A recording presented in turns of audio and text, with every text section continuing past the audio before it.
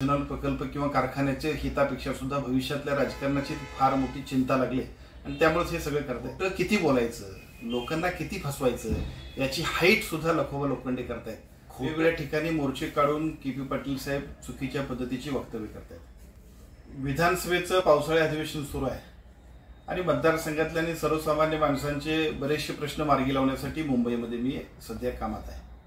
दरम्यानच्या काळामध्ये परवा झालेल्या बिद्री कारखान्यावरच्या इथेनॉल प्रकल्पाबद्दलच्या कारवाईबद्दल वेगवेगळ्या ठिकाणी मोर्चे काढून के.पी. पाटील साहेब चुकीच्या पद्धतीची वक्तव्य करतायत। खरं म्हणजे इथेनॉल प्रकल्पात आमचा काहीच संबंध नाही हे त्या दिवशी पण सांगितलं आणि या सगळ्या प्रकल्पाच्या वस्तुस्थिती उद्या सुद्धा भविष्यकाळात आपल्याला माहिती मिळेलच।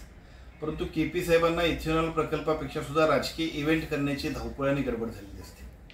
या इथेनॉल प्रकल्पामध्ये काय अनियमित असतील, कारखाने अनेक असतात। आपल्या जिल्ह्यामध्ये अनेक सहकारी साखर कारखाने आहेत, खाजगी कारखाने आहेत। त्यांच्यामध्ये सुद्धा वेगळ्या पद्धतीने कारवाई होतात किंवा त्याच्यामध्ये काही त्रुटी दाखवल्या जातात। त्याच्या दुरुस्ती करून ताबडतोब तो कारखाना सुरू करणं ही कारखान्याच्या विश्वस्तांची, मालकांची जबाबदारी आहे। ते न करता हे राजकीय इव्हेंट करण्याच्या नादात तहसीलदार राधानगरी, तहसीलदार भुदरगड, तहसीलदार करवीर या सगळीकडे, तहसीलदार कागल या सगळीकडे ते मोर्चे काढतात। त्यांना इथेनॉल प्रकल्प चालू हवा, त्यांना इथेनॉल प्रकल्प किंवा कारखान्याच्या हितापेक्षा सुद्धा भविष्यातल्या राजकारणाची फार मोठी चिंता लागली आणि त्यामुळेच हे सगळं करतायत। लखोबा लोखंडे असं मी नाव त्यांना दिलं आणि त्यांना ते झोंबलं, पण किती ठिकाणी त्यांना लखोबा लोखंडे म्हणूया।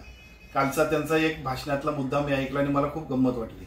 काय म्हणतात ते की आता कारखाना बंद होणार, आता टोळ्या येणार नाहीत, आता तुमचं नुकसान होणार। कारखान्याला निर्बंध घातलेत का इथेनॉल प्रकल्पातल्या अनियमिततेबद्दल निर्बंध घातलेत?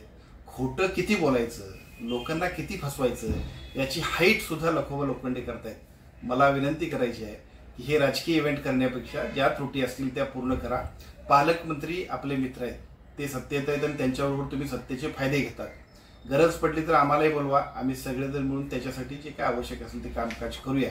परंतु राजकीय इव्हेंट करण्याच्या नादात कारखान्याचा आणि सभासदांची सुद्धा दिशाभूल करण्याचा प्रयत्न करू नका, एवढीच माझी विनंती आहे। गद्दार आणि 50 खोके हा तुमच्या आवडीचा विषय आहे, परंतु तुम्हाला एवढं लक्षात येत नाही की 2 वर्षात 4 पार्ट्या तुम्ही बदलल्या। एकदा अजितदादांच्या बरोबर, परत शरद पवारांच्या बरोबर, परत अजितदादांच्या बरोबर, परत शरद पवारांच्या बरोबर।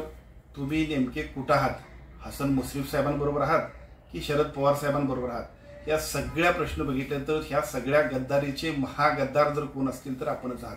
त्यामुळे या सगळ्या गोष्टींपेक्षा, राजकीय इव्हेंटपेक्षा कारखान्याच्या हिताला कारखान्याचे विश्वस्त म्हणून प्राधान्य द्या आणि त्याप्रमाणे काम करा।